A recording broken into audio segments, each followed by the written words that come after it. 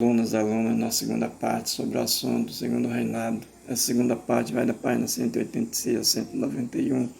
Começando essa segunda parte, vamos discutir os assuntos: modernização do Império, indústria e ferrovia. Dois fatores, indústria e ferrovias, que vai contribuir para essa modernização, e nós vamos já saber por quê. Da riqueza, além da riqueza da venda do café, dois outros elementos contribuíram para o progresso do Império Brasileiro. O primeiro deles, a Tarifa Alves Branco. O que é essa lei? Era uma lei aprovada em 1844, que aumentava os impostos dos produtos importados. Aumentava para 30% a 60%.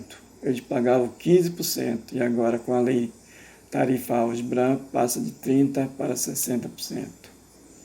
A Lei Eusébio de Queiroz, que proibia a entrada de africanos escravizados no Brasil. São esses dois fatores, nós vamos já tentar entender por quê. Primeiro, o capital que deixou de ser gasto na compra de escravos, somado ao dinheiro obtido com a venda do café brasileiro para o exterior, passou a ser investido em novos negócios, né?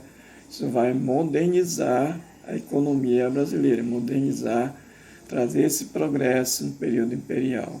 Foram criadas, na época, dezenas de indústrias, de tecidos, chapéus, cerveja. Uma companhia de gás, uma companhia de iluminação a gás foi criada. Várias companhias de seguro, de navegação a vapor. Bancos e empresas de mineração e de transportes urbanos. Parte dessas empresas, como esta da imagem mostrada aqui, foi montada com capitais do empresário gaúcho Irineu Evangelista de Souza, Barão de Mauá. Barão de Mauá foi um dos maiores empresários que investiu nesse período na modernização, na indústria no Brasil. Seguindo na página 187, outro fator de modernização do Império foi a construção de uma malha ferroviária, né? Veja, o meio de transporte é importantíssimo. Em 1854, inaugurou-se a primeira ferrovia no Brasil. Ela ligava a Baía de Guanabara a Petrópolis, no Rio de Janeiro. Em 1858, entrava em serviço outra ferrovia brasileira, a Estrada de Ferro Dom Pedro II, futura central do Brasil, construída com o objetivo de fazer o transporte de café do Vale do Paraíba para o Porto do Rio de Janeiro. Em outras regiões, como em Pernambuco, em 1855, iniciou a construção da Estrada de Ferro Recife-São Francisco, usada para transportar gêneros agrícolas, como, sobretudo, o açúcar. Em São Paulo, não vai ser diferente.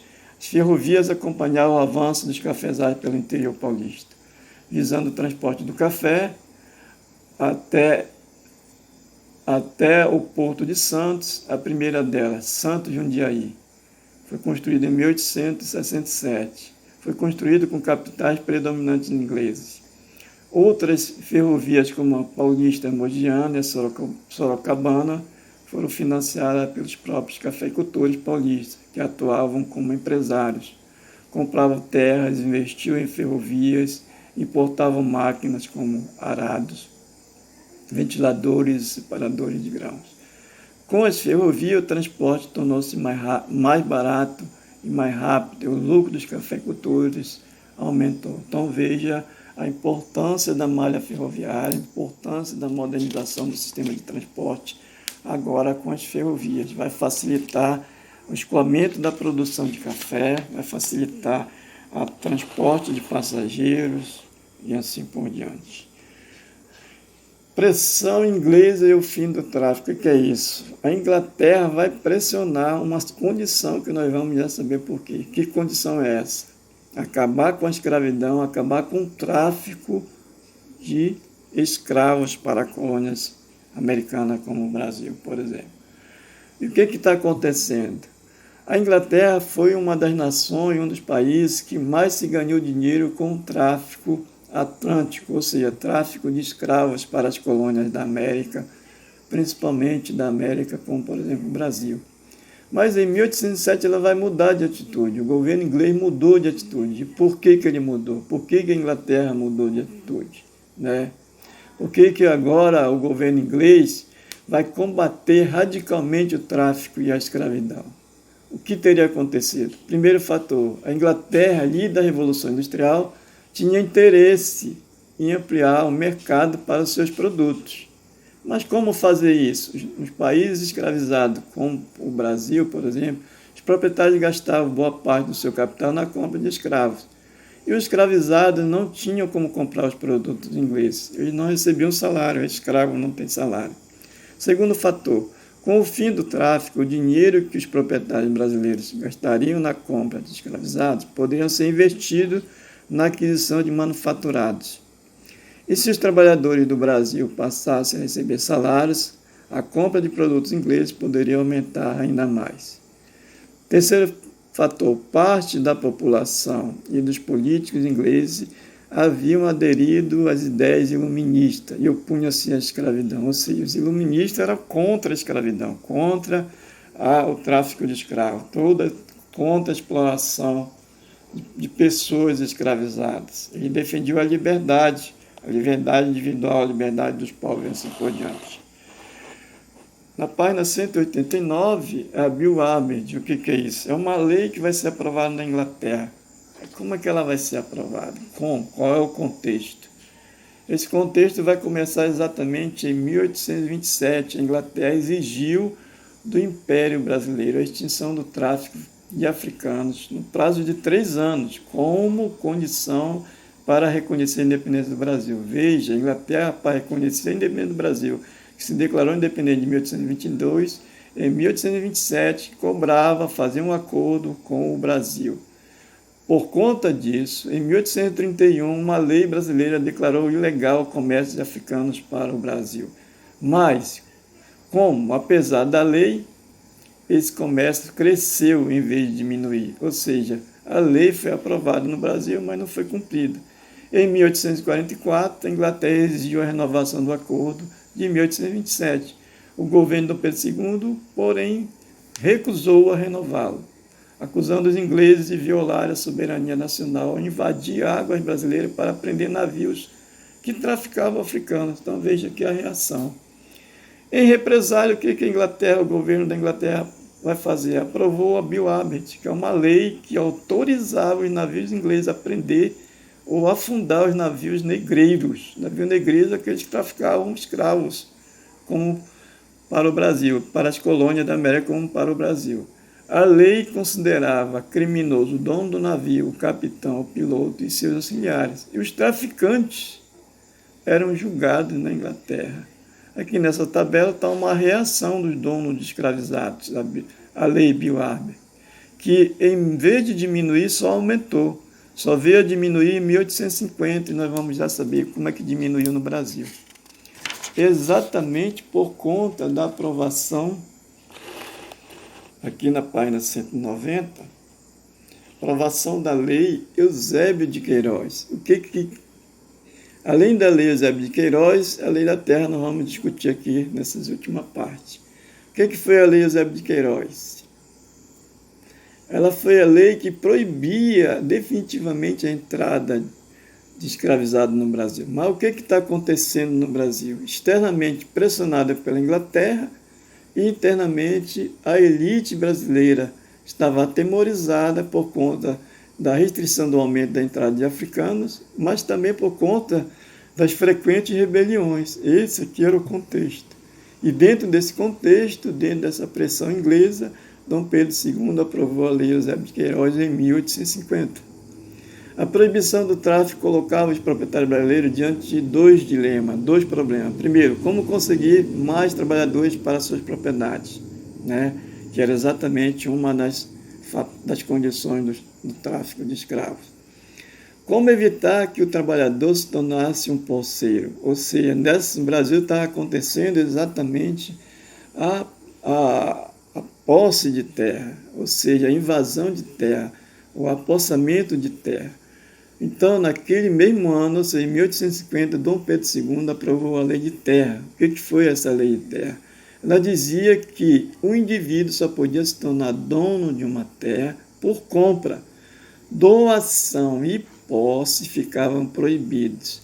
Veja o que o Dom Pedro II está combatendo aqui. há exatamente a invasão de terra e a possessão de terra. Além disso, essa lei,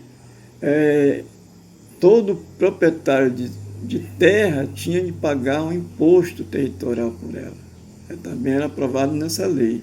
Com isso, ex-escravos, imigrantes e pobres em geral ficavam excluídos de acesso à terra. Aqui essa exclusão vai causar um problema, já está tendo uma situação de desigualdade social, principalmente em relação à terra, porque o Brasil, quer queiramos ou não, é um país agrícola, e aqui, no período imperial, não era diferente, é exatamente onde nós estamos.